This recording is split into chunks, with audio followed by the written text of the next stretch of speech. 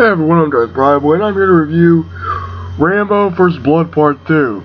First things first, let's bitch about the fucking titling of these movies.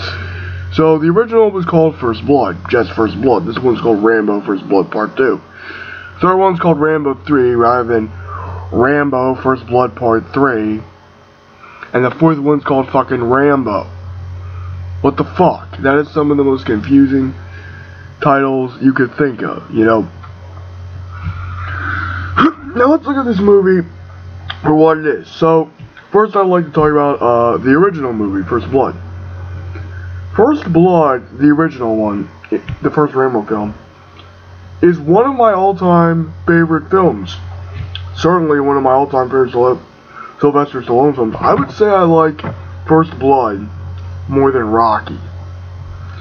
Because that movie just showed how great of an actor Stallone could be.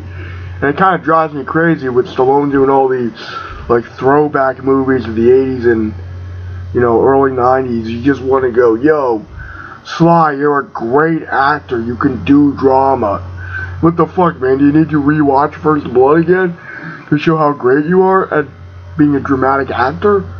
I mean, I think Sly should have gotten nominated for an Oscar or won an Oscar.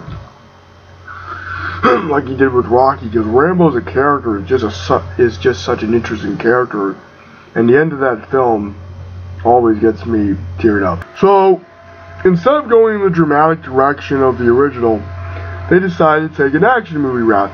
Now, you would think this would piss me off, but I think I already said that the original First Blood was kind of a surprise, and a pleasant surprise in my opinion, because I was expecting, you know, something along the lines of this, which was a shoot-'em-up action movie with lots of explosions and killing, and Stallone going, ah, motherfucker!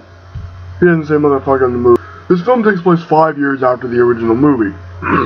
It's where he's in a prison because after the first film he got thrown in jail for attacking his town, which he had a just reason to do so, because they fucked the wrong guy.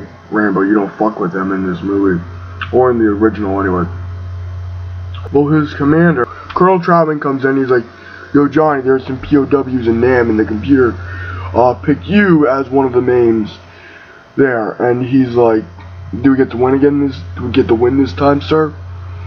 Now, you know my political views if you watch my rant. So, you know, while the Vietnam War was one of the stupidest wars ever, and I felt the original Rambo, the first Rambo First Blood, was a great social commentary on that. This movie also has something you can root for. It's about him trying to save a bunch of POWs in Vietnam, okay? Who've been around since, you could guess, maybe the early 70s, you know?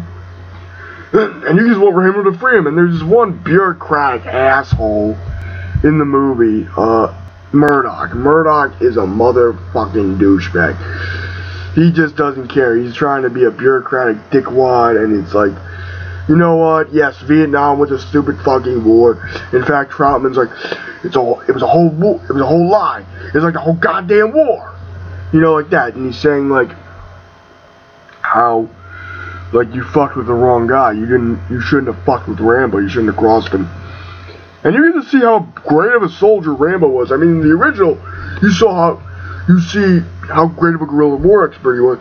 But when Rambo is pushed to his limits, because in the original he never killed anyone, except 2 dogs, I think. He's a brutal motherfucker. You don't screw with that guy. There's this guy who's strangling him. He takes his knife, the big knife that he's known for, and fucking stabs the guy through the roof and takes him off the roof. He also, like, uses his bow and arrows, so yeah, Rambo gives Hawkeye a run for his money as archer of the century or millennia or whatever. What he's able to do, what Rambo has to do, and it gives you like this feeling of, yeah, come on Rambo, free him, and Murdoch's such an asshole, you're like, fuck you. And these Soviet guys come in and they're torturing Rambo, and if you see First Blood, you're like, oh, come on, just leave him alone, man. Leave him the fuck alone. He's been through so much shit. Leave Rambo alone, you motherfuckers.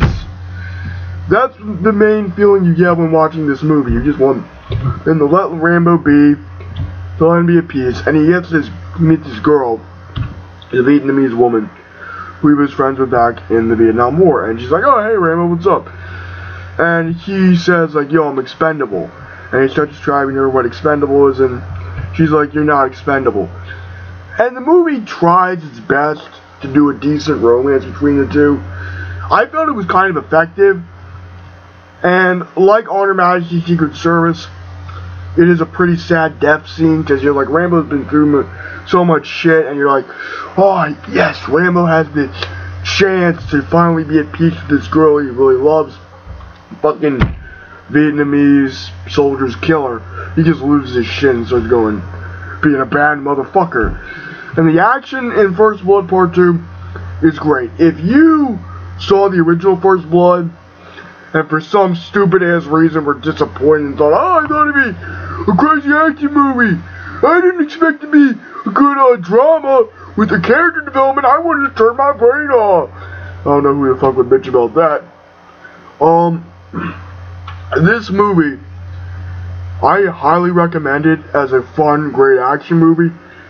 As a sequel to the original First Blood, it's solid, it's good. It ends with Rambo saying, yo, I want these men to come back home with the same respect I was given. So, like, we are loved just as much as we love our country. And that's a good theme to, like, carry on in this whole war on terror. I mean, I'm against this whole war, but if there are soldiers who need, like, a hug, who are like, yo, what you didn't do was all in vain. And this movie addresses that point even further than the original, and it's a really great sequel, in my opinion, in doing that. Good action movie, really enjoyed it. For me, this movie's a 7.5 out of 10. Live long and prosper and have a nice day.